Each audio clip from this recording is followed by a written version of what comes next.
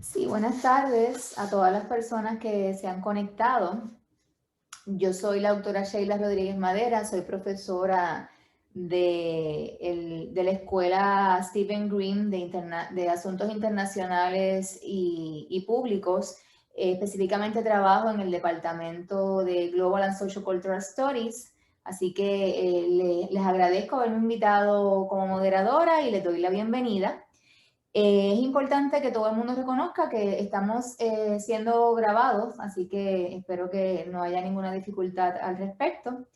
Y entonces hoy tenemos un panel muy interesante que está enmarcado en el Observatorio de Comunidad que forma parte del curso Desarrollo de Acción Comunitaria sobre los Determinantes Sociales de la Salud que se ofrece en el programa doctoral con especialidad, programa doctoral en salud pública con especialidad en determinantes sociales de la salud de la Universidad de Puerto Rico.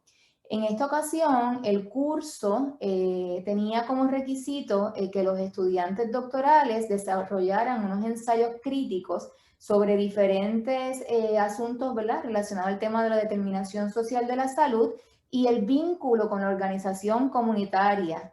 Esta actividad consiste en una presentación de 20 minutos de cada exponente sobre su experiencia con organizaciones particulares en el contexto puertorriqueño.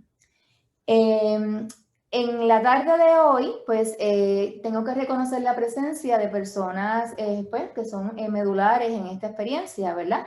Comienzo con el doctor Irán Arroyo, quien es el director del Departamento de Ciencias Sociales y también del Programa Doctoral en Determinantes Sociales de la Salud de la Universidad de Puerto Rico. Él dicta el curso de Desarrollo de Acción Comunitaria que mencionaba previamente. La doctora Marinilda, que es coordinadora del programa doctoral que he mencionado, y la doctora Sugel Malavé, que es profesora adjunto de la Escuela Graduada de Salud Pública y que colabora también en el ofrecimiento de este curso. Reconozco la presencia, no sé si está por aquí porque no lo, bueno, pero hago de todas maneras, ¿verdad? Hago hincapié, ¿verdad?, en el apoyo y la presencia del doctor José Miguel Cruz, que es el director del Latin American and Caribbean Center de la Universidad Internacional de la Florida.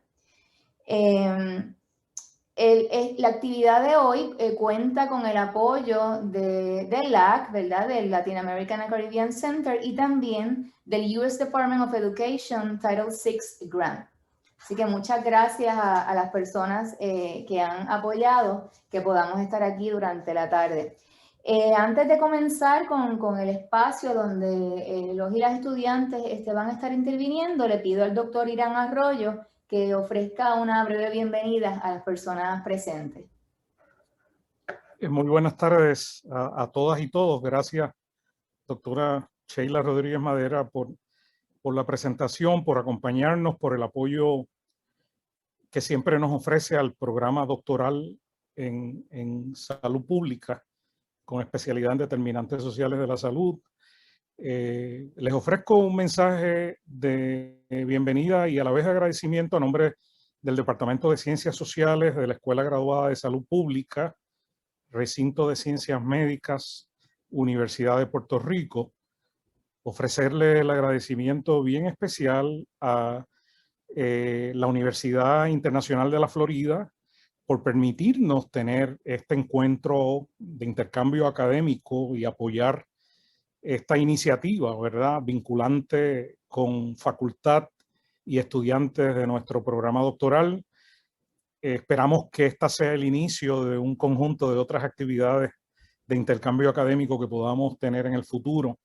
Y en ese proceso, ¿verdad?, de vinculación entre nuestras universidades, agradecer obviamente el liderato ejercido por la doctora Marinilda Rivera en calidad de coordinadora del programa doctoral, quien impulsó el desarrollo de esta propuesta y por supuesto la colaboración decidida de la doctora Sugel Malavé y de la colega Lindsay Dudley, que estuvieron dando seguimiento a los detalles logísticos y de coordinación de este evento. Mis felicitaciones al cuerpo estudiantil, a los doctorandos del programa doctoral en determinantes sociales de la salud por acometer este proyecto junto a la facultad y hoy vamos a disfrutar el producto de su trabajo que se da en el marco, como apuntara la doctora Sheila Rodríguez Madera, se da en el marco del curso doctoral que vincula el tema de comunidad y los determinantes sociales de la salud.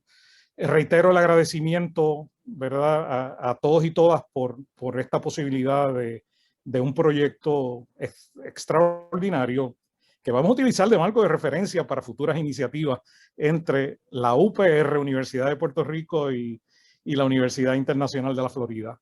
Gracias y éxitos a todas y todos. Muchas gracias al doctor Irán Arroyo por su saludo y bienvenida. Pregunto, no puedo identificar en la pantalla si el doctor José Miguel Cruz está en línea. Y si no lo está, pues le pediría a Lindsay que se dirija entonces a las personas presentes a nombre del AC. Buenas tardes a todos y a todas. Les agradezco por su asistencia hoy y quiero felicitarles a los alumnos por su trabajo de parte del Kimberly Green Latin American and Caribbean Center en la Universidad Internacional de Florida. Estamos muy agradecidos por la colaboración entre nosotros y la Universidad de Puerto Rico y mucha suerte para los alumnos. Gracias. Gracias, Lindsay, por la bienvenida y por el ejercicio que diera, ¿verdad?, la oportunidad a que esto se pudiera llevar a cabo desde el AC y todo el apoyo que has dado. Tenemos tiempo, así que le voy a pedir a la doctora Marilda Rivera que también se dirija a las personas presentes y nos dé un saludo. Bueno, pues yo me hago eco de las felicitaciones y el agradecimiento del doctor Irán Arroyo. Tengo que mencionar que hubo personas también que se integraron en los inicios de este proceso. Todo empieza con una conversación con el doctor José Colón Burgos, quien también es profesor allá en la Florida International University y que fue estudiante egresado de nuestro programa doctoral. Estuvo como visita en uno de nuestros cursos y luego nos quedamos conectados con esta idea de hacer algo que estableciera unos puentes entre la Florida International University y nuestro programa doctoral. Así que esto es parte también de ese trabajo que inició como una conversación en febrero. Agradezco ciertamente al Latin American and Caribbean Center por hacer posible este encuentro y tengo la esperanza de que podamos seguir trabajando juntos y juntas, ¿verdad? Estos intercambios académicos que nos hacen tanto bien a nuestro país y también tienen beneficio para todo el Caribe, porque ciertamente pues le da esa mirada, ¿verdad?, que queremos empezar a impulsar en nuestro programa. Así que muchas gracias. Gracias, Marinilda. Y después extiendo también el agradecimiento a la doctora Sugel Malavé Rivera y también a Javier, que da el apoyo técnico para que esto se pueda grabar y proyectar en la tarde de hoy. Así que gracias. Así un poquito lo que va a ser la pauta para las presentaciones que vienen ahora es que, como dije anteriormente, cada panelista va a tener 20 minutos para hacer presentación y compartir, ¿verdad?, lo que ha sido su experiencia en el trabajo de comunidad adscrito al curso de comunidad. Después de que cada uno de ellos presente, o sea, cuando terminen los 3 de presentar, debo decir, entonces vamos a tener un espacio para una discusión, ¿verdad?, y una conversación sobre el contenido que se presente a partir de, ¿verdad?, de sus intervenciones. Les comparto que tienen el Q&A como un espacio para poder poner sus comentarios y preguntas y desde ahí pues vamos a estar moderando esa fase de lo que es la actividad de hoy. Así que, bueno, vamos a comenzar con Jennifer Oliveras del Río. Ella va a compartir una presentación que está titulada Determinación Social y Género, participación de organizaciones feministas de base comunitaria en Puerto Rico en la defensa de condiciones de vida dignas para las mujeres y su familia. Jennifer, somos todos oídos ahora mismo.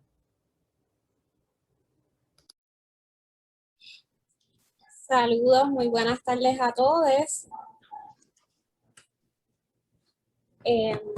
Pues como mencionó la doctora Rodríguez. Mi trabajo se titula Determinación Social y Género, participación de organizaciones feministas de base comunitaria en Puerto Rico en la defensa de condiciones de vida dignas para las mujeres y sus familias.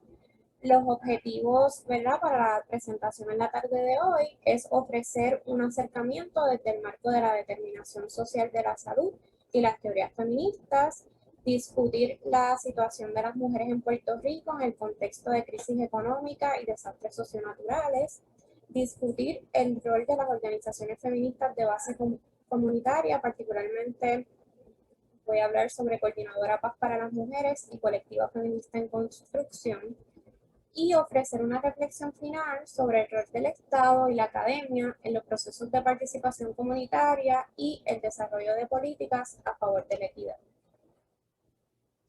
Para guiar la reflexión de este trabajo fueron examinadas notas de prensa, artículos académicos, reportes de investigación, entrevistas, redes sociales y páginas de las organizaciones de base comunitaria seleccionadas. Como marco teórico, ¿verdad?, como excelente para hacer mi reflexión, seleccioné el marco de la determinación social de la salud, la medicina social latinoamericana y las teorías feministas. Desde la medicina social latinoamericana se establece, ¿verdad?, lo que es la existencia de varios niveles que inciden en lo que son las condiciones sociales, considerando aspectos como lo son la reproducción social, la producción económica, el género, la cultura, entre otras. Se argumenta además que la posición social determina un acceso diferenciado que implica condiciones desfavorables para los grupos ubicados en los peldaños más bajos de la sociedad. En ese sentido, ¿verdad?, se consideran lo que son las estructuras sociales y económicas en determinado contexto histórico en el análisis de cómo la gente crece, vive y trabaja y cómo esto incide en su salud. A su vez, desde los feminismos marxistas, se establece que no es posible luchar por eliminar lo que son las violencias ejercidas desde el sistema patriarcal si a su vez no atendemos lo que son las determinaciones esenciales que asumen estas opresiones en el sistema económico capitalista neoliberal. Así es que desde ambos acercamientos se reconoce lo que es la importancia de atender las causas de las causas, o sea, aquellos aspectos estructurales que determinan lo que son las inequidades en salud y cómo esto incide en la calidad de vida de las mujeres. El reflexionar desde ambos marcos nos invita además al reconocimiento de que los procesos se han construido de lo que es la subjetividad comunitaria, partiendo desde las experiencias de las personas y las comunidades como parte esencial para transformar las inequidades en salud. Para ponernos un poquito en contexto de la situación de las mujeres en Puerto Rico, les voy a hablar un poco sobre el asunto de la crisis económica. Y es precisamente porque desde la determinación social se establece que es necesario hacer referencia a ese contexto social y ese contexto histórico para poder comprender, ¿verdad?, lo que es el proceso de salud-enfermedad. Así es que me parece importante señalar que en el año 2006 el Congreso de los Estados Unidos de Norteamérica impuso lo que fue la Junta de Control Fiscal, la cual ha obligado medidas de ajustes en servicios esenciales como es la educación, la salud, el trabajo y el retiro. Estas medidas de corte neoliberal, sin duda, han tenido un efecto, ¿verdad?, precarizando lo que son las condiciones de vida en la población, en particular ciertos grupos como lo son las mujeres, quienes han experimentado esta crisis bajo unas peores circunstancias. En ese sentido, la literatura, específicamente Vargas 2009, nos dice que las mujeres asumen los ajustes económicos debido al rol de reproducción impuesto socialmente y que se asume desde asuntos como la crianza y los cuidados. Les presento aquí también los datos publicados por la encuesta de la comunidad del censo del 2013 al 2017, donde en ese entonces se estimó que el 52.3% de la población eran mujeres y que 291.050 eran hogares con mujeres jefas del hogar. A su vez, el 58.9% de las mujeres jefas de familia vivían bajo los niveles de pobreza y este porciento aumentaba a un 70.1% cuando fueron considerados los hogares con jefas de familia que tenían hijos e hijas menores de 18 años. Así que en ese sentido, ¿verdad?, es importante que consideremos que antes de los desastres socionaturales de los cuales voy a hablar ahora, pues ya las mujeres enfrentaban, ¿verdad?, un panorama de precarización que sin duda pues se ha agravado.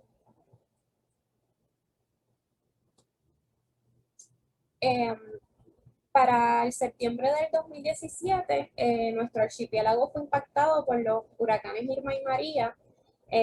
Dichos fenómenos atmosféricos tuvieron un impacto en lo que fue la infraestructura de nuestro país, dejando, ¿verdad?, cientos de familias sin techo y sin energía por cerca de un año en algunas zonas, y aún experimentamos, ¿verdad?, esa inestabilidad en el sistema.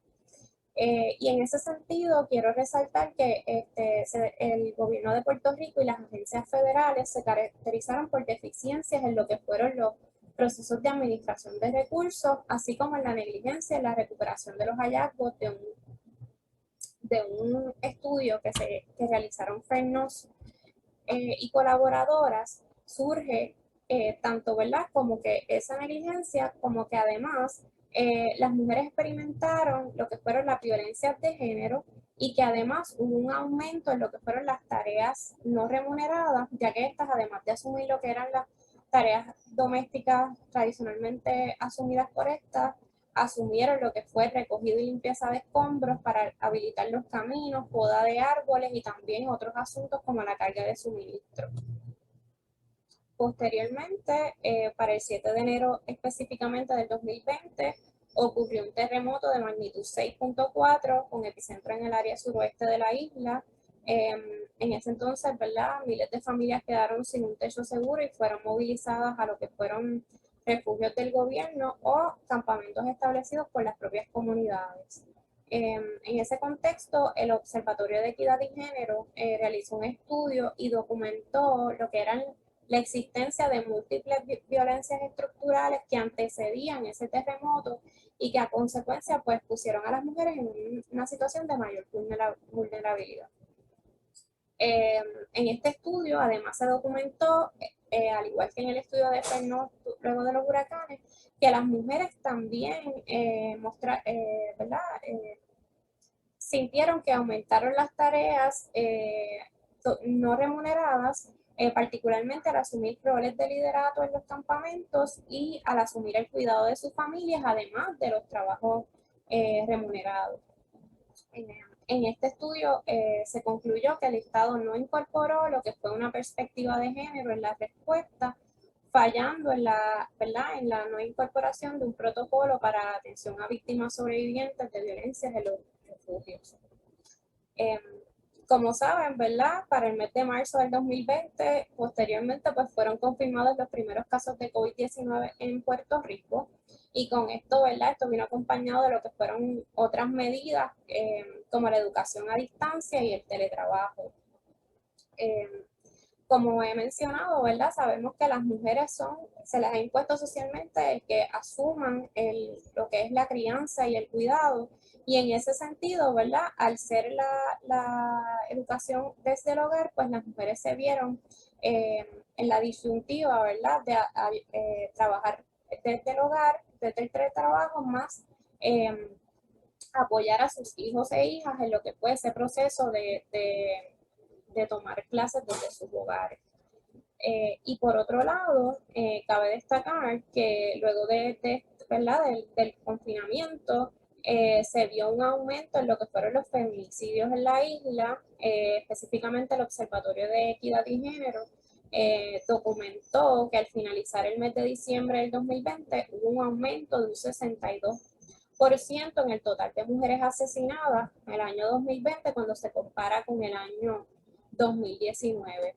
Así que un poco, ¿verdad?, se observa cómo la organización social del trabajo y las violencias ejercidas desde el sistema patriarcal, sumado a lo que son esas condiciones de pobreza de las mujeres generadas por el sistema capitalista neoliberal, en este contexto han sido determinantes en lo que son las condiciones de vida y la salud de estas y sus familias.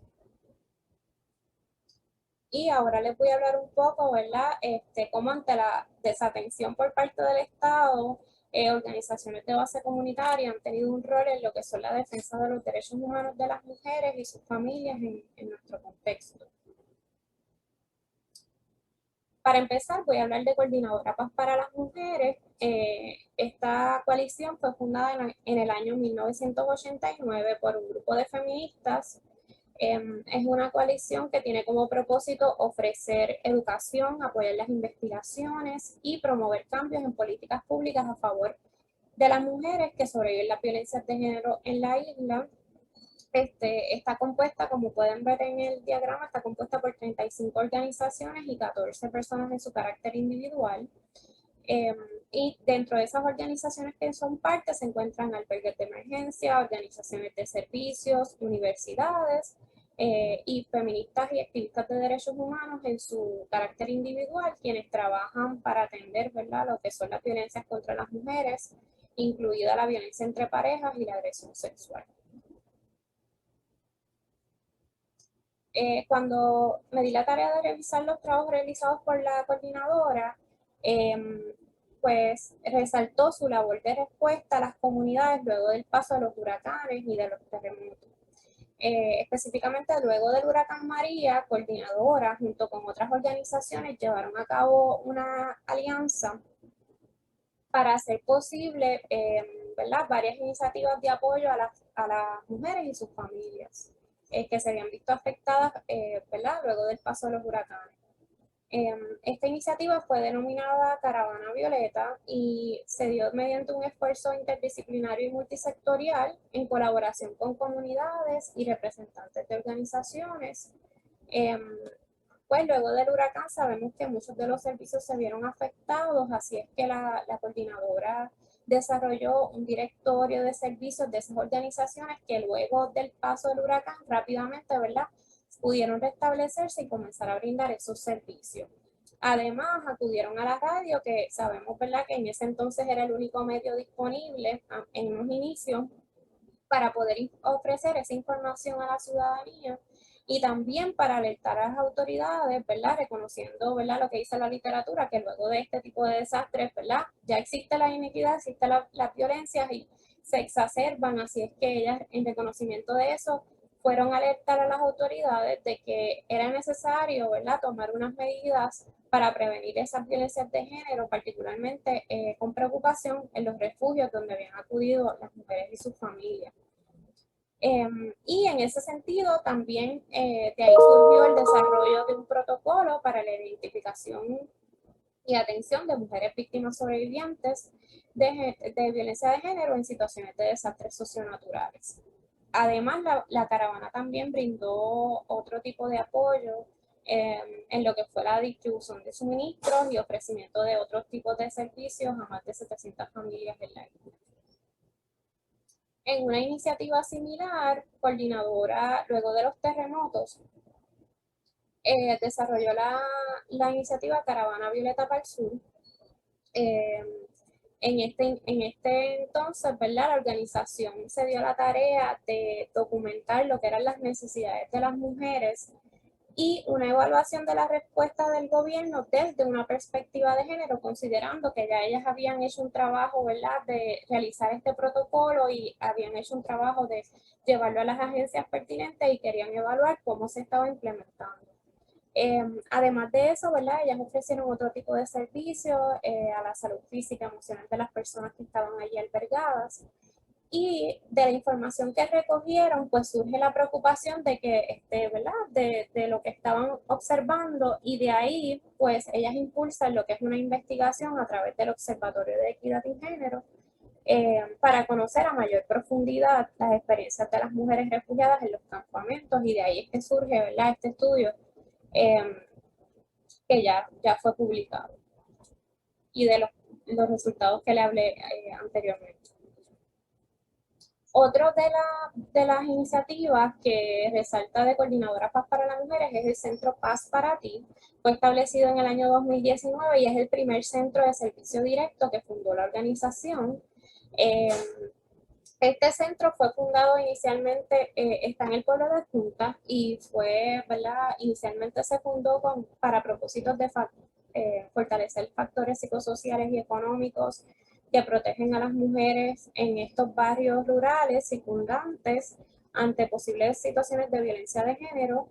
Sin embargo, además, pues han también modificado estos asuntos y han brindado apoyo, ¿verdad?, a lo que es la situación generada por el COVID-19. Han provisto suministros, además de servicios psicológicos, de enfermería, referidos y pruebas moleculares a la comunidad. Y recientemente esta semana, que no lo incluí aquí porque lo vi luego, vi que van a comenzar un proyecto de promotoras de salud comunitarias, así que estaré pendiente a ver cómo se desarrolla ese proyecto. Así es que el trabajo realizado por coordinadora ha sido clave desde mi perspectiva en lograr avances en lo que son los derechos de las mujeres, particularmente en lo que es el acompañamiento en los procesos de recuperación de las comunidades luego de los desastres socionaturales. Sobresale además lo que es su rol en la educación a la comunidad, así como en la promoción y desarrollo de investigaciones para explorar a mayor profundidad el tema de las violencias de género. A su vez, es importante el trabajo realizado para propiciar la participación de las comunidades en los procesos de toma de decisiones que inciden en la salud y calidad de vida de estas mujeres. Ahora les quiero hablar un poco sobre Colectiva Feminista en Construcción. Esta organización se presenta a sí misma, ¿verdad?, como un proyecto político que agrupa feministas desde las intersecciones de género, raza, clase y sexualidad en lucha contra el capitalismo, el patriarcado y cualquier otra forma de opresión. En un documento titulado La Manifiesta, estas afirman: buscamos unirnos a comunidades o talleres de trabajo en donde no solo podamos aprender, sino también aportar. Estamos conscientes que los cambios deben venir desde abajo, desde las bases. Y de aquí quiero resaltar esta iniciativa que ellas tuvieron luego del paso de los huracanes Irma y María. Ellas se hicieron cargo de un edificio desocupado en el área de Río Piedras, un poco, ¿verdad?, para reutilizarlo para el uso comunitario. Desde dicho espacio se ofrecieron talleres por abogados para educar sobre lo que era la complementación de las solicitudes de ayuda de FEMA, y también se ofrecieron suministros, particularmente agua, que quienes estuvimos aquí en Puerto Rico durante el huracán sabemos lo necesario que era simplemente conseguir una botella de agua. Además, ellas llevaron a cabo lo que fueron las brigadas feministas y acudieron a las comunidades a entregar alimentos y otros artículos de primera necesidad. Y, ¿verdad?, la finalidad de este proyecto, más que todo, era poder dejarlo en manos de la comunidad y continuar, ¿verdad?, replicando ese esfuerzo en otros espacios y en otros contextos. También les quiero hablar sobre la lucha por la declaración de un estado de emergencia en Puerto Rico ante los feminicidios, y es que la colectiva feminista tuvo un rol fundamental en esta lucha. El 23 de noviembre del 2018, la colectiva llevó a cabo lo que fue un plantón frente a la fortaleza para exigir al entonces gobernador Ricardo Rosselló que firmara esta orden ejecutiva que fue redactada por la propia colectiva feminista y que buscaba, ¿verdad?, entre muchas otras cosas, creación de coaliciones entre las agencias gubernamentales y las organizaciones feministas, la implementación de un currículo de perspectiva de género en las escuelas, adiestramientos a todo el personal ¿verdad?, gubernamental, particularmente maestros, maestras y agentes de la policía que atienden directamente casos de violencia de género, entre otras. Antes de que fuera firmada finalmente, ¿verdad?, para el 24 de enero del 2021, se sumaron a esta lucha más de 30 organizaciones feministas, incluyendo Coordinadora Paz para las Mujeres.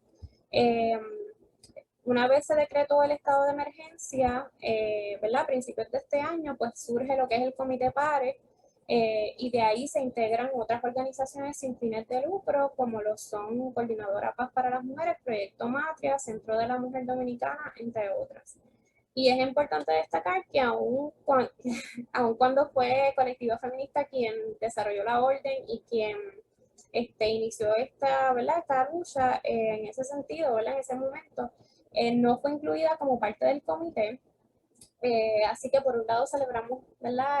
Como un logro ese asunto, pero nos queda camino por recorrer, ¿verdad? En el particular de parte del gobierno, en reconocer, ¿verdad? Una participación más amplia de diversas organizaciones y grupos en los procesos. Así es que el trabajo realizado por la colectiva me parece que ha sido, ¿verdad?, fundamental, particularmente en la construcción de movimientos de base comunitaria y de acción social sobre diversos temas en defensa de los derechos de las mujeres, trabajadoras, trans y otras, y su rol fundamental, ¿verdad?, en este asunto de la acción social a favor de los derechos de las mujeres y otros grupos oprimidos, considerando, ¿verdad?, el contexto neoliberal y capitalista en los años recientes. Y ahora pues voy a dar unas reflexiones finales de este trabajo.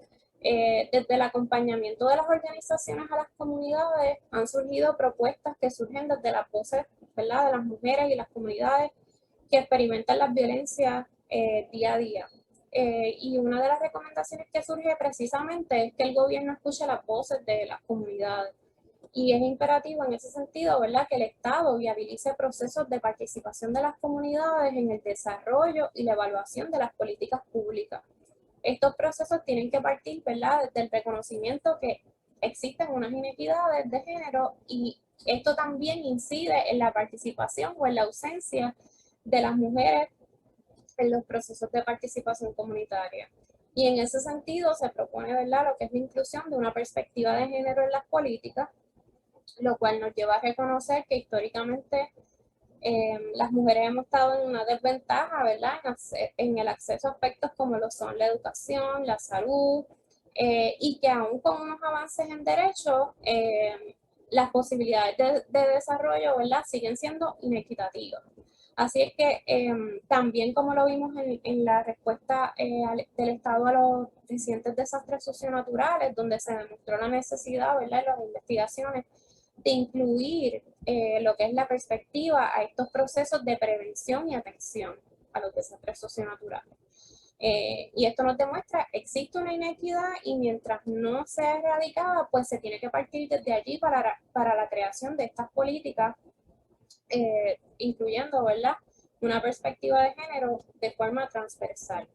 Y en reconocimiento de lo que planteaba al inicio de este trabajo, pues es necesario erradicar a su vez otras formas de opresión, ¿verdad?, bajo el sistema económico capitalista, y en ese sentido se deben atender otros asuntos como lo es la eliminación de las brechas salariales por género, la provisión de apoyo a las familias con los cuidados, el mantener intacto el pago de las pensiones, la defensa de un sistema de salud fuera de la lógica de los mercados, la provisión de viviendas adecuadas y accesibles, entre otros.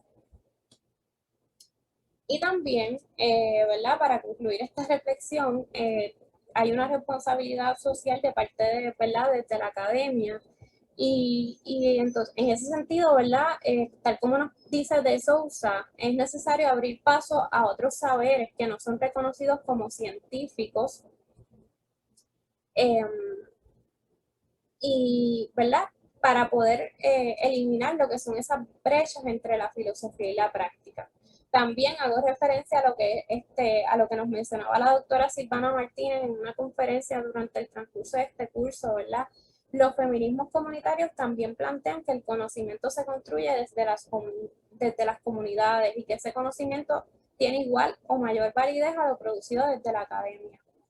Preil, en una publicación reciente, nos dice: la salud colectiva involucra fenómenos de base social comunitario que producen, observan y confrontan en la sociedad. Por lo tanto, se preocupa por la acción organizada colectivamente, centrada en procesos integrados de base social, ya sea para prevenir sus aspectos destructivos y promover aspectos favorables a la salud, o para asegurar la reparación de daños a la vida natural o humana. Así es que en ese sentido, ¿verdad?, como se establece desde la medicina social, nuestras investigaciones, ¿verdad?, deben ir dirigidas al servicio del mejoramiento de las condiciones de vida y trabajo, y al acompañamiento de esas luchas que se gestan desde las comunidades y desde los movimientos sociales. Y aquí una pregunta que nos lanza De Souza, y que siempre la tengo por ahí presente: ¿cuál es la contribución positiva o negativa de las ciencias a nuestra felicidad. Y yo creo que eso tenemos que tenerlo siempre presente desde los espacios que estemos, ¿verdad?, en la academia. Así que eso sería todo y muchas gracias.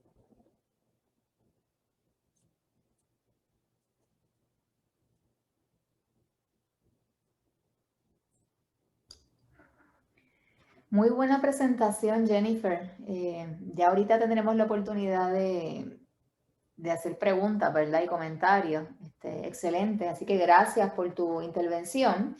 Ahora le toca a la compañera Carol Rivera Sánchez, quien va a presentar sobre la migración como un determinante social de la salud.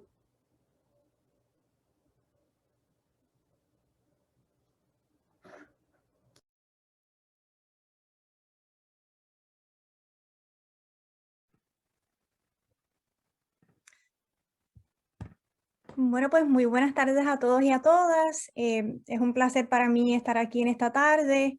Mi nombre es Carol Rivera Sánchez y soy estudiante de segundo año del programa doctoral en salud pública con especialidad en determinantes sociales de la salud. Y el tema que elegí para mi proyecto final para el curso de desarrollo y acción comunitaria fue el tema de la migración como determinante social. Ok, perfecto, gracias. Así que la tarde de hoy vamos a estar hablando un poco sobre el trasfondo, los marcos teóricos más comunes aplicados en el estudio de la intersección entre la migración y la salud, las políticas públicas y regulaciones federales, tanto en Estados Unidos como Puerto Rico. También vamos a hablar un poco sobre la labor que realiza la organización sin fines de lucro Migrant Clinicians Network y para finalizar tendremos una sección de discusión y recomendaciones. Próximo. Para comenzar con un poco, el anterior, ese, perfecto. Para comenzar con un poco de trasfondo, debemos iniciar por establecer que la migración humana es un fenómeno que se remonta a los primeros periodos de la historia de la humanidad.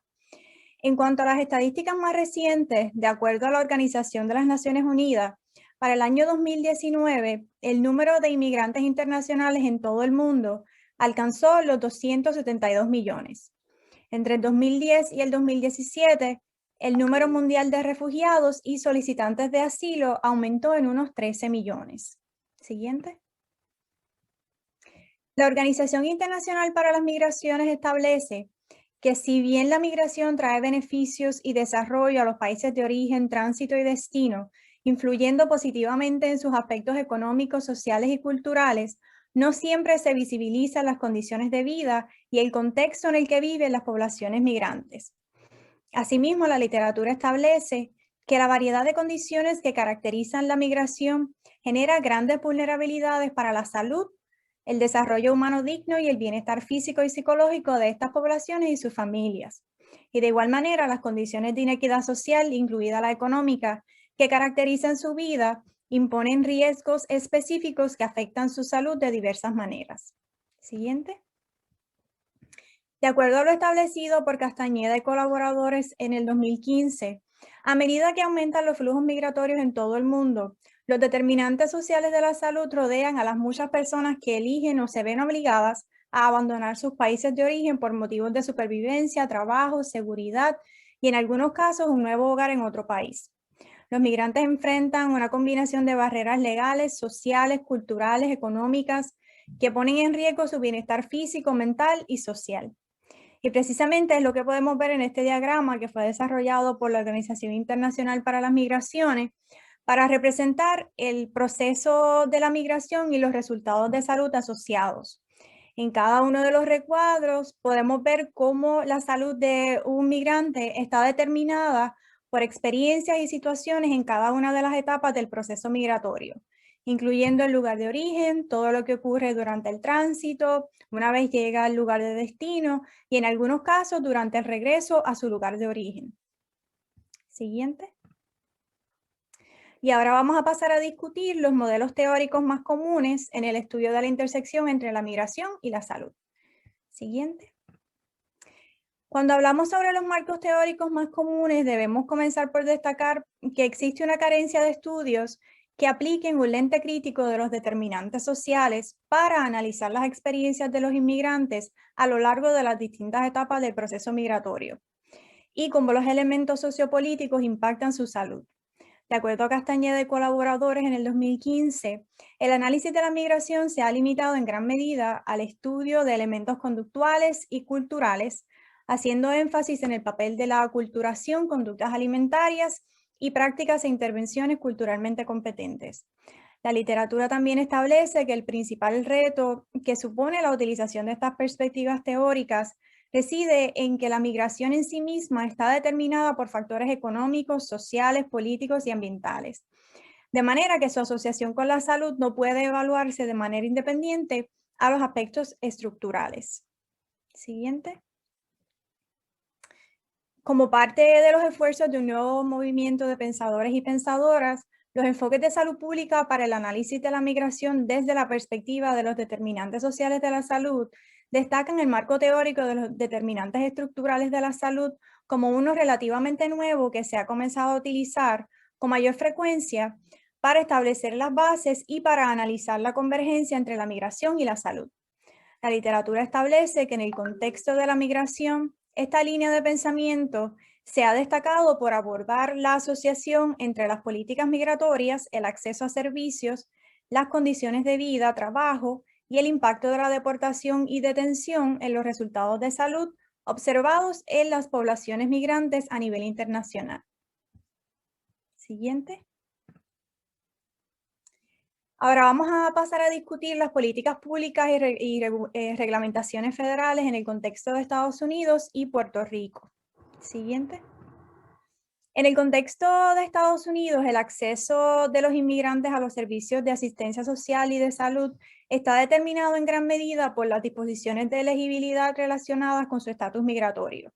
Como ejemplo de esto, debemos resaltar que desde el establecimiento de la Ley de Reconciliación de Responsabilidad Personal y Oportunidades de Trabajo en el 1996, la población inmigrante residente en Estados Unidos ha enfrentado limitaciones en cuanto a su nivel de elegibilidad para una variedad de beneficios.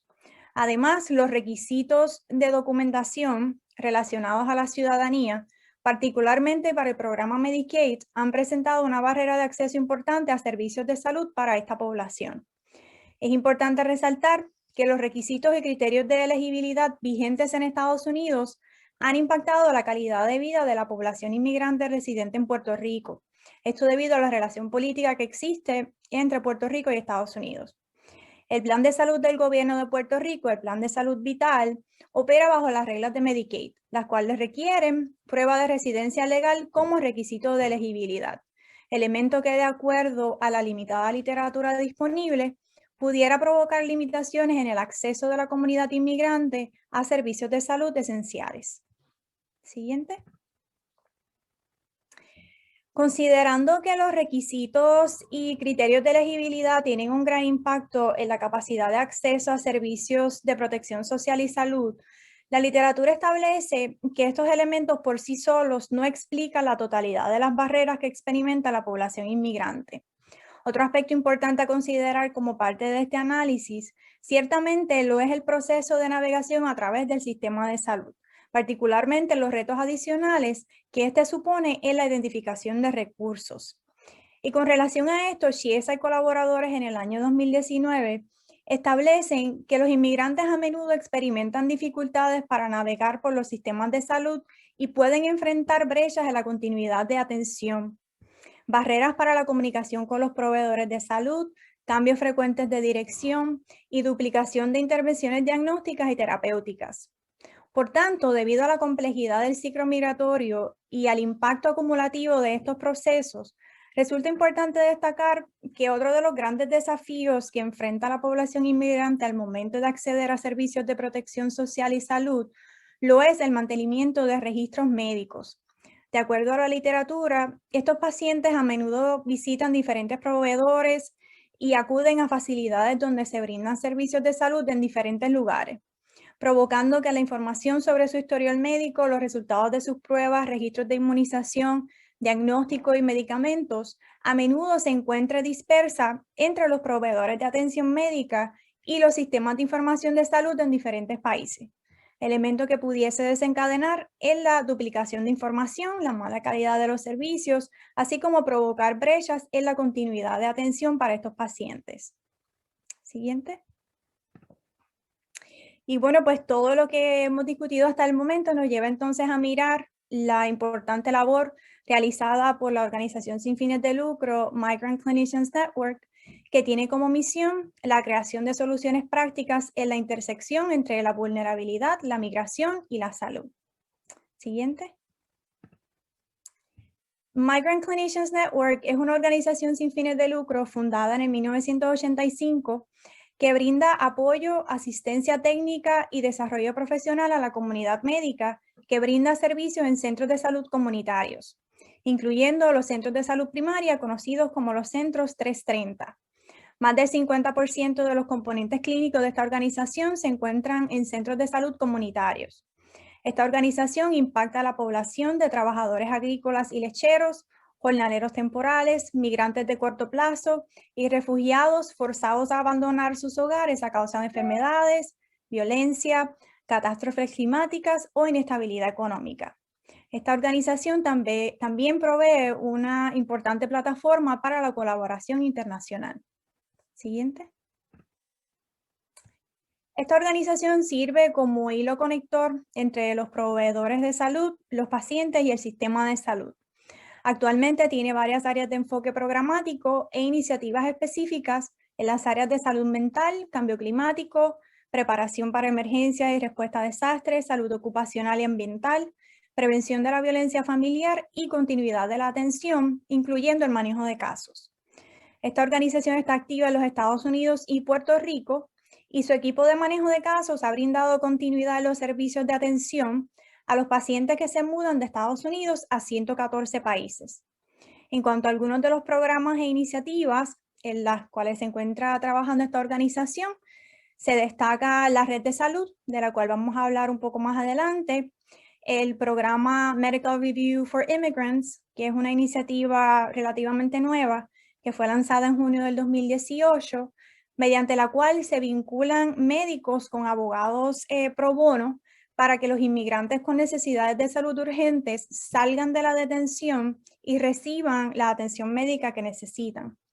También esta organización trabaja con diferentes programas dirigidos a abordar la salud ambiental y ocupacional, principalmente dirigidos a promover la seguridad en el manejo de pesticidas de los trabajadores agrícolas. Siguiente. Y como mencionamos anteriormente, al igual que la población inmigrante a nivel internacional, la comunidad inmigrante residente en Puerto Rico también enfrenta grandes barreras en su acceso a servicios de protección social y salud que trascienden los elementos relacionados a los criterios y requisitos de elegibilidad. La oficina local de Puerto Rico de Migrant Clinicians Network fue establecida hace 3 años. Entre las iniciativas más importantes en las cuales está trabajando esta organización actualmente, se encuentra el establecimiento del programa Red de Salud en la isla. La Red de Salud es un programa que tiene como objetivo el garantizar la continuidad de la atención y la finalización de tratamiento médico al brindar servicios de manejo de casos, transferencia de registros médicos y servicios de seguimiento para pacientes móviles. Para la implementación de este programa en Puerto Rico, la organización colabora con los Centros de Salud Primaria 330 y ha establecido canales de comunicación con los diversos consulados en la isla.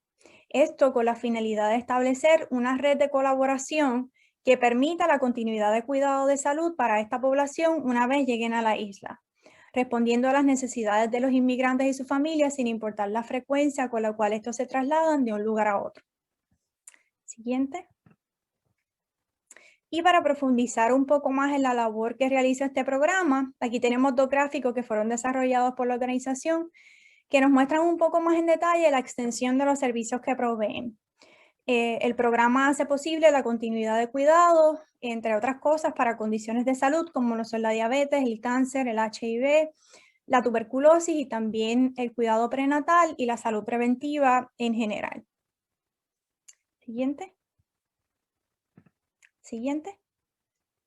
Y ya pasando a la parte de discusión y recomendaciones, quisiera resaltar que la organización Migrant Clinicians Network es un gran ejemplo de compromiso y colaboración digno de emular, que nos invita a promover el desarrollo y la implementación de iniciativas en favor de la salud pública que respondan a las necesidades reales de nuestras comunidades. La labor realizada por esta organización también subraya la importante contribución que realizan las organizaciones sin fines de lucro en los esfuerzos por cerrar las brechas existentes y promover una sociedad en la cual se salvaguarden los derechos de todos por igual. Desde la perspectiva de los determinantes sociales de la salud, cabe destacar que el trabajo realizado por esta organización en la promoción de la equidad en salud para la población inmigrante se ha concentrado en desarrollar e implementar iniciativas y programas dirigidos a abordar barreras en el acceso a servicios de salud a causa de la movilidad, el estatus socioeconómico, el lenguaje, la falta de acceso a seguros médicos o recursos financieros, el estatus migratorio y los aspectos relacionados a la discriminación y la competencia cultural en la provisión de servicios. La labor de esta organización ciertamente aborda la intersección entre la salud y la migración desde un lente amplio, que reconoce la multiplicidad de factores que influyen en la capacidad de la comunidad inmigrante para acceder a servicios de protección social y salud. Siguiente. De igual manera, programas como la Red de Salud destacan la necesidad tanto de promover la coordinación de los servicios entre países y los distintos componentes del sistema de salud, como la importancia de utilizar el marco de los derechos humanos como elemento fundamental en todos los esfuerzos dirigidos a promover la equidad en salud y cerrar las brechas en la continuidad de cuidado para esta población a nivel mundial. Siguiente. Por tanto, en cuanto a las recomendaciones para abordar la intersección entre la migración y la salud en el contexto de Puerto Rico, se considera que es importante solidificar las relaciones y el trabajo colaborativo entre el sistema de salud de Puerto Rico, las organizaciones de base comunitaria, como lo es el Migrant Clinicians Network, y los sistemas de salud de los diversos países de donde proviene la población inmigrante que reside en la isla. Esto con el propósito de, entre otras cosas, estandarizar la transferencia de información de salud a lo largo del continuo proceso migratorio mediante el desarrollo e implementación de sistemas y redes que permitan un intercambio sistemático, salvaguardando tanto la confidencialidad, confiabilidad como la precisión de información. Asimismo, resulta imperativo que se realice un estudio actualizado de las necesidades de esta población que sirva de base para el análisis crítico de la política pública existente en la isla y pueda informar el desarrollo e implementación de nuevas políticas dirigidas a proteger los derechos y abordar las causas fundamentales de las desigualdades en salud que impactan negativamente la vida de la comunidad inmigrante residente en Puerto Rico. Además, se considera importante que se le brinde particular atención a los elementos relacionados a los derechos laborales para los trabajadores inmigrantes que residen en la isla como un elemento fundamental en la producción de desigualdades en salud. De igual manera, resulta imperativo que la comunidad inmigrante residente en la isla sea reconocida como parte esencial en el desarrollo de nuestro país y como tal, se le brinde el lugar que merecen en la mesa de trabajo al momento de discutir asuntos que impactan directamente su calidad de vida. Siguiente. Ciertamente los elementos planteados aquí resaltan la necesidad de transformar la agenda de investigación, promover cambios a las teorías convencionales y aunar esfuerzos por la lucha por los derechos y la igualdad de la población inmigrante. Subraya también la necesidad de establecer y abrir canales de comunicación con los hacedores de política pública y entidades tanto públicas como privadas con el fin de garantizar el acceso a servicios de protección social y salud para esta comunidad en Puerto Rico.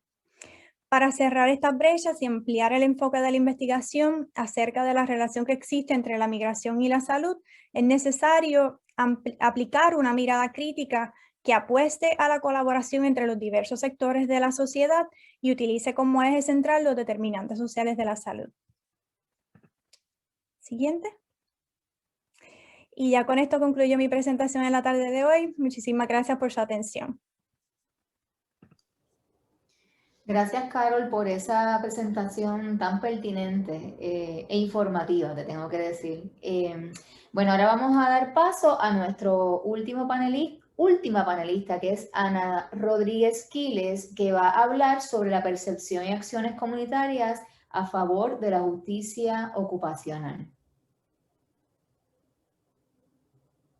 Saludos, buenas tardes a todos y todas. Abriendo espacio a nuevos saberes, he aceptado el reto, tal como mencionó mi compañera Jennifer Olivera, de seleccionar el tema percepciones y acciones comunitarias en la lucha por la justicia ocupacional. Quiero hacer y no dejar de ser. Para este propósito, Próxima he establecido 4 objetivos principales, los cuales son presentar los conceptos básicos de la ocupación y la justicia ocupacional, establecer los vínculos con los derechos humanos y los determinantes sociales de la salud, discutir un análisis del trabajo de la organización comunitaria seleccionada y su asociación con la justicia ocupacional y establecer recomendaciones a la luz de las estrategias para la promoción de la salud. Próxima. El trabajo se realiza utilizando, aprovechando la oportunidad de una entrevista al personal de la organización seleccionada, a quienes quiero destacar que están presentes en este observatorio, en esta discusión. También se utilizó revisión de literatura relacionada al tema de la justicia ocupacional y los derechos humanos. Se estudiaron artículos de prensa y las redes sociales y la página de la organización. Para iniciar, el marco teórico seleccionado es el marco teórico de la justicia ocupacional y se define justicia ocupacional como el derecho que tenemos todos como personas de satisfacer nuestras necesidades básicas, de tener igualdad de oportunidades para maximizar nuestras capacidades y que nos permitan participar en ocupaciones variadas. La literatura en la ciencia ocupacional establece que las ocupaciones son una parte fundamental, una parte vital del ser humano.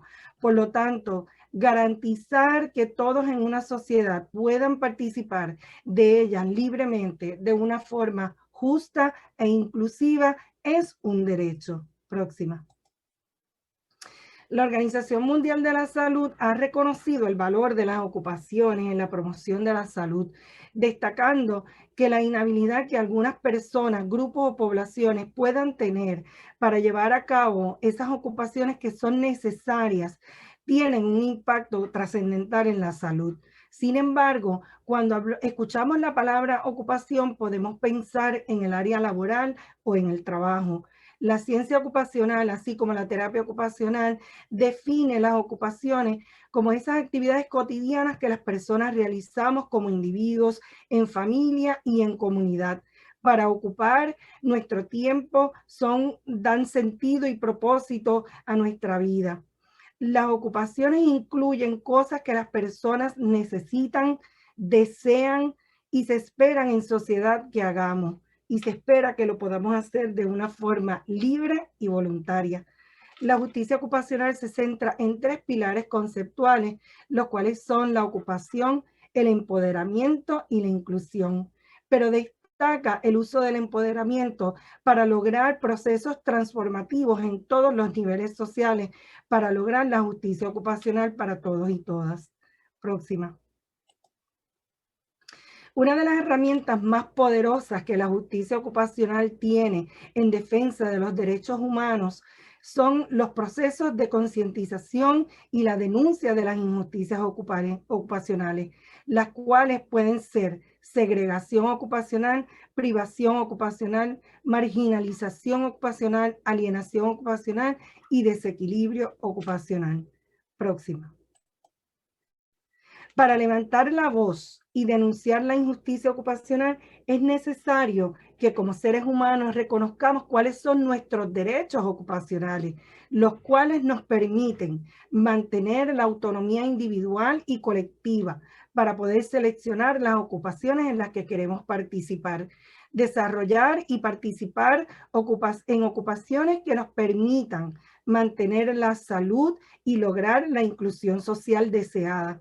También que podamos beneficiarnos de oportunidades y privilegios conducentes a la participación en ocupaciones diversas y experimentar las ocupaciones como algo significativo y enriquecedor.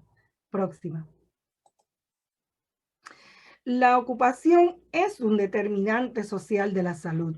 La Organización Mundial de la Salud ha reconocido que la salud puede verse afectada cuando no podemos participar ocupacionalmente, o sea, cuando se violentan nuestros derechos ocupacionales. Las ocupaciones están determinadas cultural, política, social y económicamente. Por lo tanto, todas aquellas cosas que produzcan desigualdad injusta y evitable produce injusticia ocupacional. La política pública injusta y descontextualizada, la distribución no equitativa de las riquezas y el poder, formas de gobernanza, estructuras de clases, todas restringen la participación en las ocupaciones de los seres humanos. Próxima. Para contextualizar mi exposición relacionada a la justicia ocupacional, he seleccionado un tema muy relevante para la salud pública que nos atañe a todos y debe ser atendido desde los determinantes sociales de la salud. Próxima. El tema seleccionado es la violencia contra la mujer, en particular la violencia doméstica. La Organización Mundial de la Salud define a la violencia de la mujer, contra la mujer como todo acto de violencia de género que resulte o pueda tener como resultado un daño físico, sexual, psicológico y mental.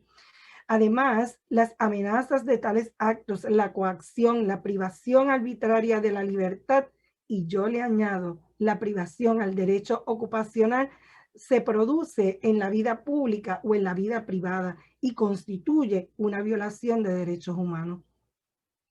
La Organización Mundial de la Salud también establece que 1 de cada 3 mujeres en el mundo sufre de violencia. En nuestro país, el número de mujeres víctimas de violencia sigue siendo alarmante, particularmente los casos relacionados a la violencia doméstica.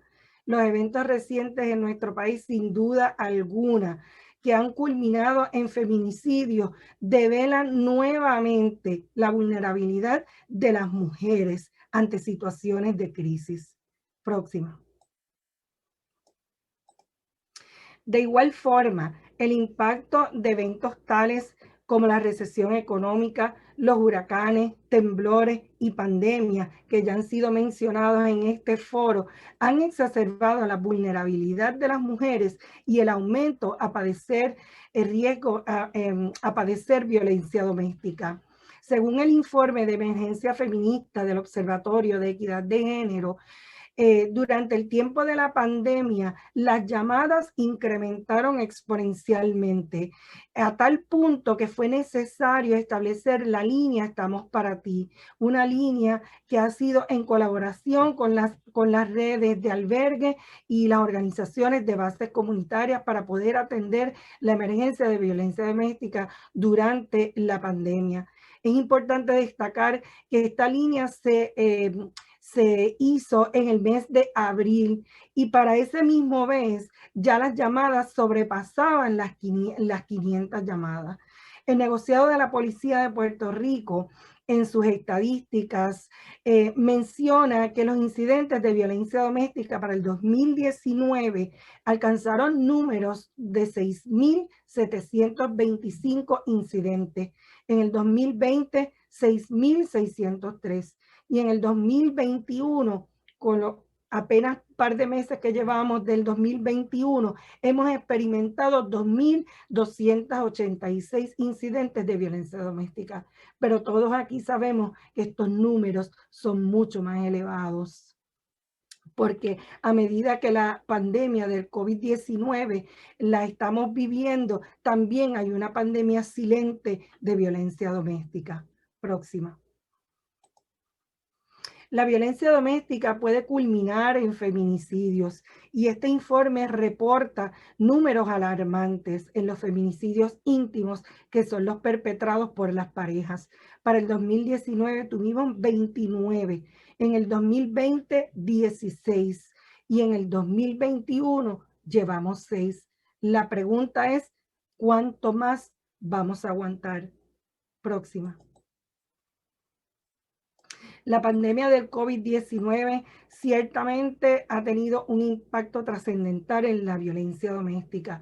Convivir con el agresor 24/7, asumir roles no planificados como el rol de maestra, psicóloga del hogar, asumir pérdida de roles laborales, limitación en participación de ocupaciones que les servían a las mujeres como puntos de escape, tan sencillo como salir al supermercado, ir al médico, llevar a sus hijos de escuela, todos se vieron impactados por la pandemia del COVID-19.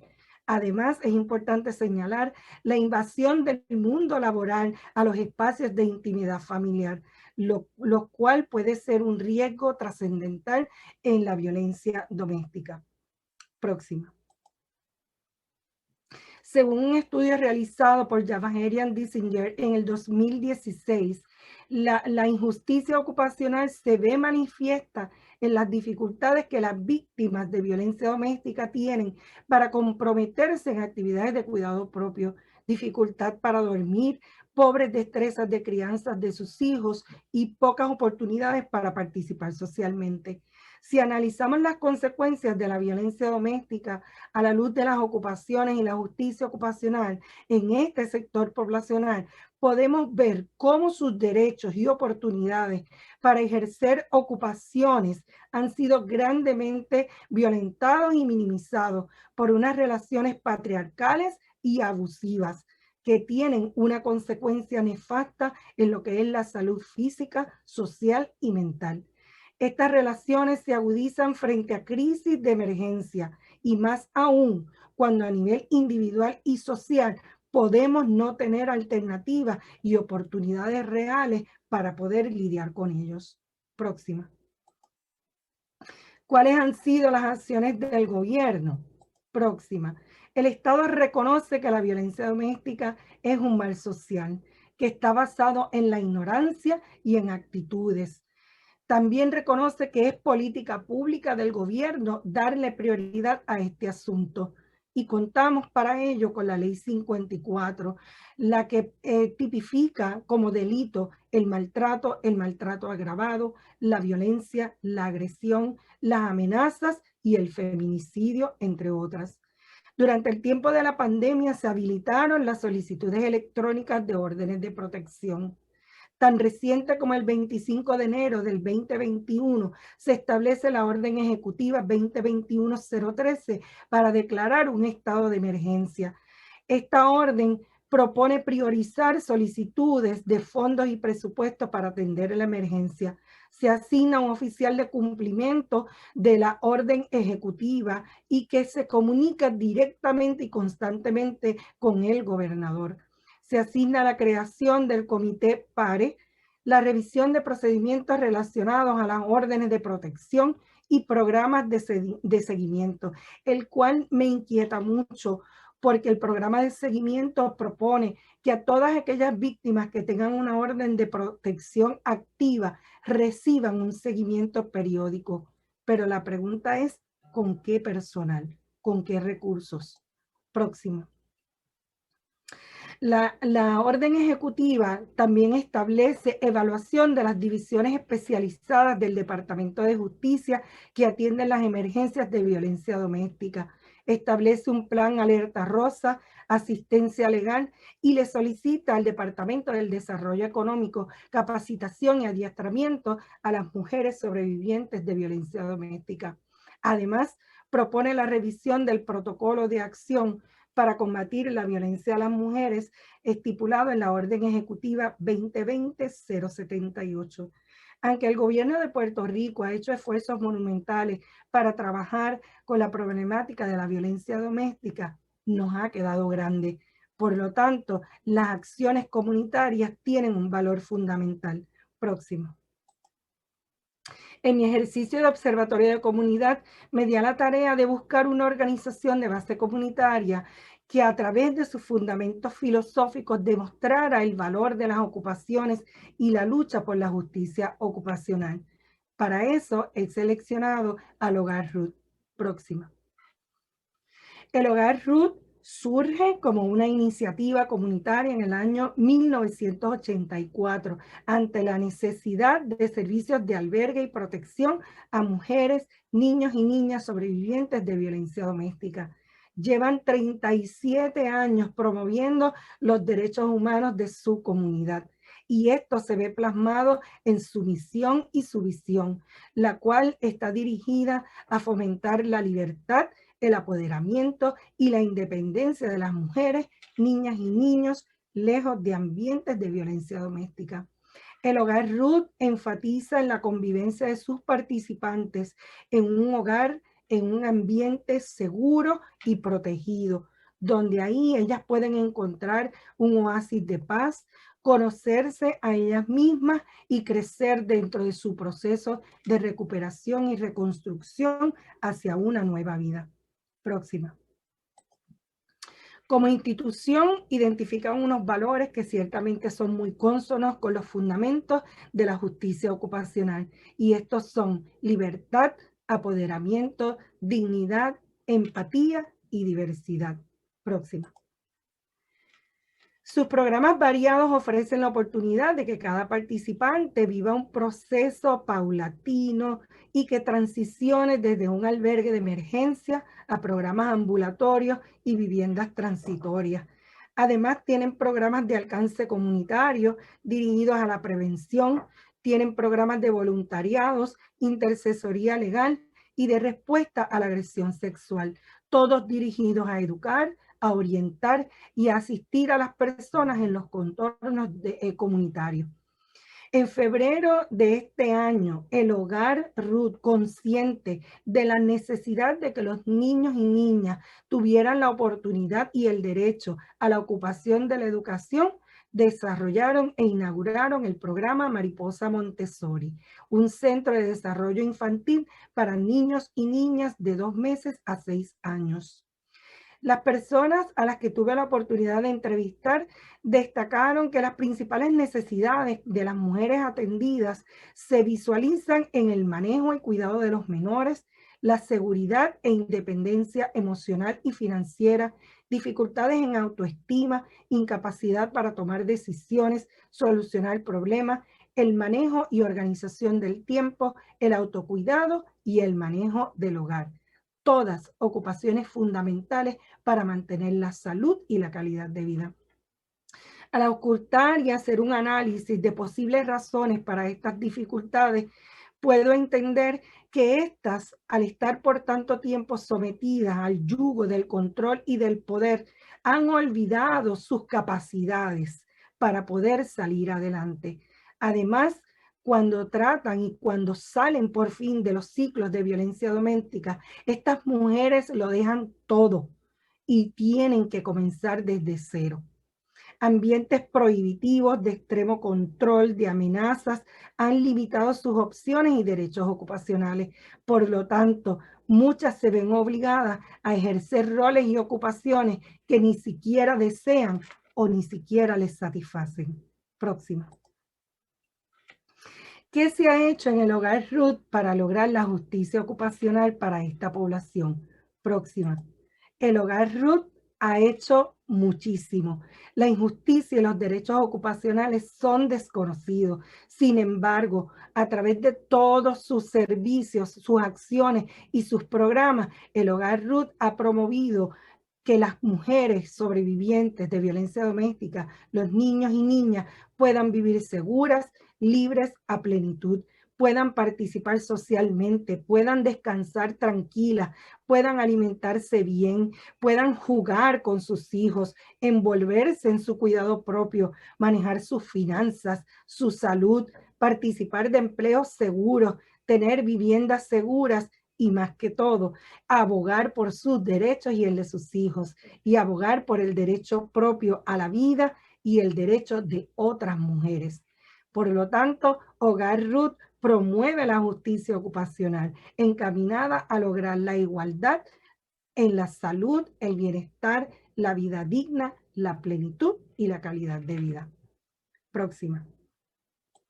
En términos de mis reflexiones y recomendaciones finales, A la luz del análisis de la organización, de la literatura revisada y las 5 líneas estratégicas de la promoción de la salud, presento las siguientes recomendaciones.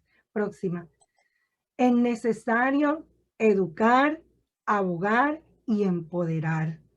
Próxima.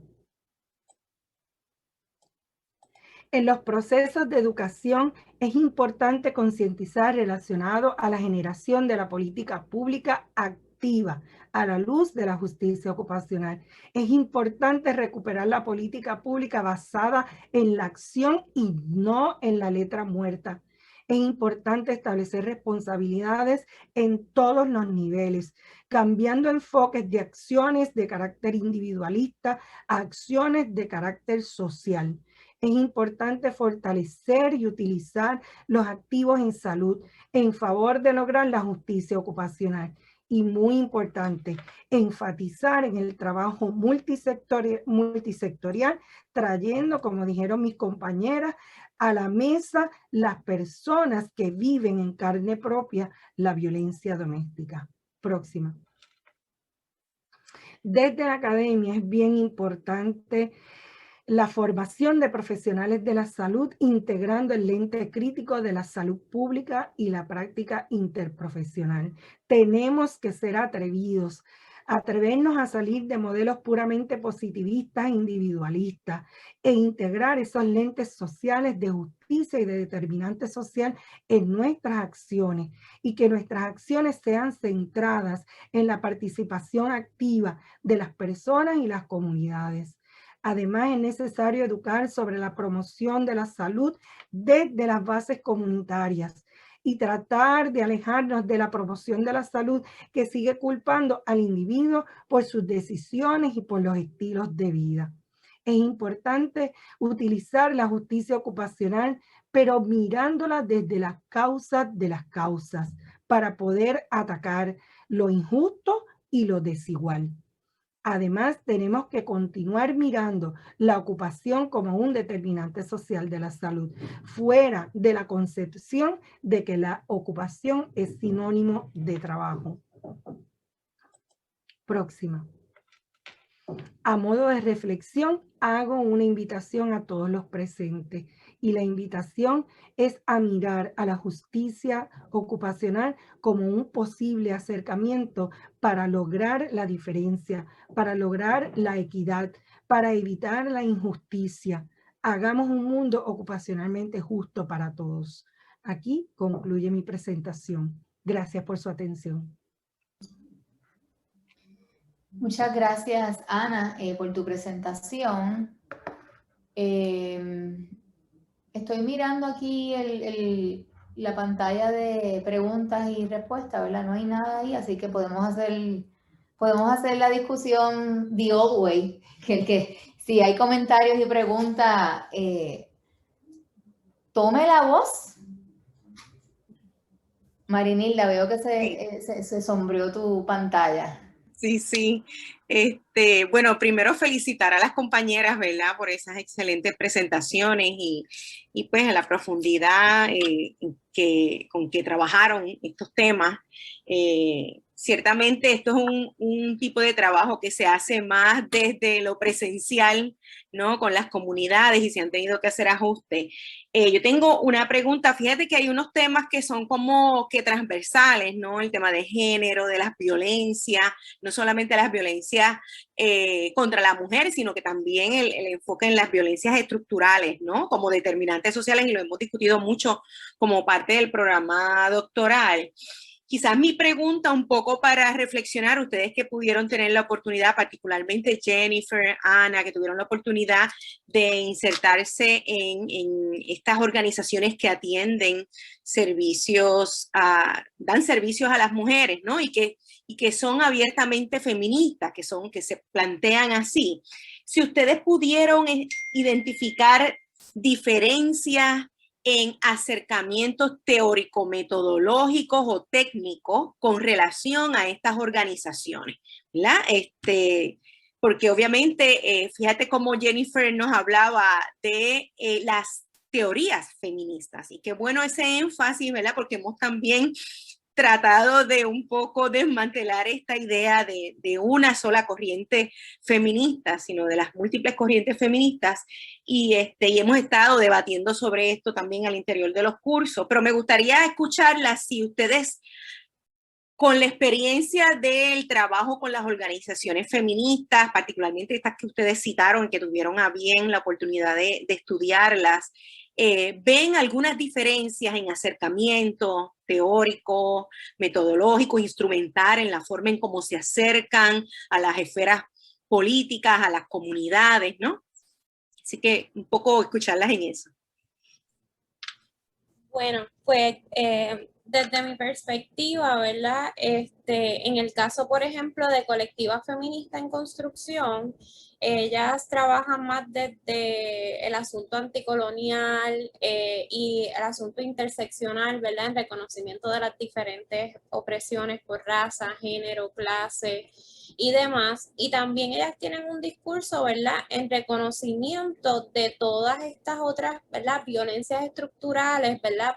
Generadas por el sistema capitalista, o sea que no solamente estamos oprimidas por el sistema patriarcal, sino que además el sistema económico, ¿verdad? Y todas esas condiciones generadas, pues nos oprimen, ¿verdad? Y ellas han sido bastante vocales en ese aspecto de incluir, por ejemplo, el reclamo de las pensiones. Incluso durante la pandemia del COVID, por ejemplo, hicieron algún tipo de demostración en algunas de las farmacéuticas en Puerto Rico, diciendo, ¿verdad? Están aquí, se llevan el dinero mientras nosotros no tenemos pruebas, no tenemos vacunas, etcétera. O sea que eso por parte de la colectiva, y que su approach ha sido mayormente, ¿verdad? Uno de acción social y cabildeo, ¿verdad? Más de movilización y trabajos de base.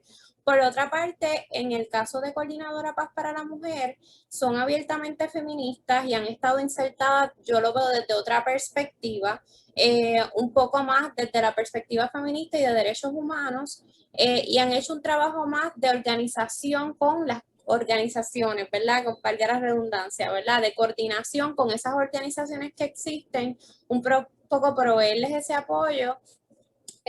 Y también han modificado su agenda, ¿verdad? En nuestro contexto ¿verdad? De los desastres socionaturales y demás. Así que más o menos por ahí es mi reflexión. No sé si eso contesta la pregunta. Gracias.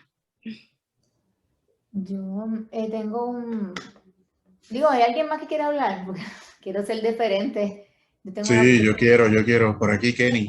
Ok, Kenny, adelante. Déjame encender la cámara. Por aquí estoy. ¿Me oyen bien, verdad? Sí. Una de las cosas que yo he estado pendiente en estos días desde el asesinato de Keishla es precisamente el discurso, ¿verdad?, feminista en torno al análisis y la interpretación que se ha hecho alrededor de ese asesinato. Entonces, una de las cosas que pude percibir es que en muchas ocasiones hay un discurso fragmentado. Entonces, con eso hay que tener mucho cuidado. Estoy de acuerdo con Jennifer en el sentido de que, la colectiva feminista, de hecho, si vemos la historia desde que se formó hasta el día de hoy, la colectiva se presenta muy organizada, con un discurso muy estructurado, con unos objetivos muy claros. Y que Chariana, ¿verdad? Chariana es miembro de la colectiva. Expuso muy bien cuando le cuestiona directamente al jefe de la policía de Puerto Rico y le dice: yo soy negra y yo quiero estar viva y yo no quiero ni una más, pero además de ser negra soy mujer y quiero que se me respete. Y eso fue presentado por la televisión y eso fue impactante. A mí se me pararon los pelos. O sea, yo dije, las miembros están muy claras en sus objetivos, están muy claras en su lucha. Y yo creo que se ha madurado mucho en términos de presentarse al país, en términos de presentar soluciones desde el feminismo negro incluso, ¿verdad? Desde el feminismo puertorriqueñas, ¿verdad? Que están luchando, que incluso a mí se me pararon los pelos y yo dije, caramba, yo sí me atrevo a decir que hay un discurso bien maduro, bien estructurado, que tiene la colectiva, que es impresionante, y sí trabajan desde las intersecciones, y eso se ve y se nota, pero también un poco, ¿verdad? He percibido también luchas fragmentadas. Por ejemplo, a veces me hablan de violencia contra de género, pero no me hablan de nada más. ¿Y el racismo qué? Y la lucha clasista. Por ejemplo, el otro día escuchaba un discurso de Colombia, pero es que Colombia, además de una lucha de clases, tiene una lucha racial. ¿Y los indígenas? ¿Las indígenas? ¿Dónde están? O sea, a veces se percibe a través de los medios, ¿verdad? Esta fragmentación. Y la colectiva ha sido muy valiente en plantear las cosas como son, con mucha valentía, ¿verdad? Y ha afrontado las problemáticas en términos de lucha históricas por mucho tiempo. Y de verdad que te felicito, Jennifer, y felicito también el trabajo que hace de base comunitaria la colectiva. Muchas gracias. Yo estaba pensando que a mí me gustó mucho que en la presentación de Jennifer mencionaste a De Souza, ¿verdad? Boaventura de Souza. Y me parece que es fundamental que sigamos fortaleciendo los marcos conceptuales y teóricos, ¿verdad? Que nos ayudan a entender los efectos de la colonialidad. Porque todos los temas que hemos discutido aquí, los que tienen que ver con el género, o sea, precisamente, ¿verdad? Si uno mira lo que significó esa camisa de fuerza que se plantea sobre la colonialidad del género, eso es un caldo de cultivo para las violencias que estamos viendo en estos momentos que alcanzan, bueno, números que son alarmantes, ¿verdad? Pero por otra parte, hay una intersección entre la colonialidad y el desmadre económico que enfrenta nuestra isla desde hace décadas, ¿verdad? Y que está asociado a la situación colonial de nuestra isla. Así que yo lo traigo porque es importante también ver, ¿verdad?, cómo se hilvana eso en los temas que ustedes traen, el asunto de la migración en la isla, en cómo se manifiesta las violencias hacia las mujeres cisgénero y hacia ese sector invisibilizado, ¿verdad?, que son las mujeres trans, que aunque a veces se mencionan en la retórica, tú te das cuenta de que los retos, hay algunos que son comunes, pero hay algunos que son tan distintos que vale la pena como detenernos ahí también, ¿verdad?, por ese hecho de ser inclusivos al respecto. Yo me uno a la felicitación que hace Marinilda. Pienso que el trabajo que han presentado hoy me parece bien bueno, me parece profundo, y que, bueno, me imagino que mucho de eso va a derivar en sus trabajos de disertación doctoral, ya de cara al futuro, ¿verdad?, que no falta tanto. Déjame ver si hay alguien más que le gustaría hacer una intervención para ir entonces recogiendo y dar por finalizada la actividad.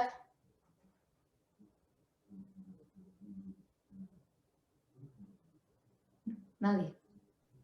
Ok.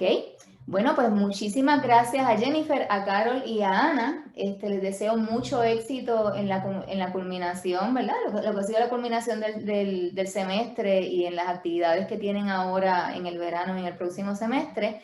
Es importante que se den cita para mañana a las 5, que tenemos la segunda parte de la actividad que va a moderar la doctora Sugel Malavé.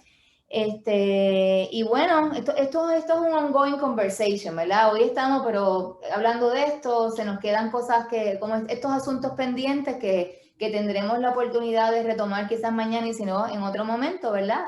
A través de estas colaboraciones interinstitucionales. Así que se cuidan mucho, y nada, nos veremos entonces. Gracias, Lindsay, otra vez, y gracias, Javier. Gracias a todos. Muchas gracias a ustedes.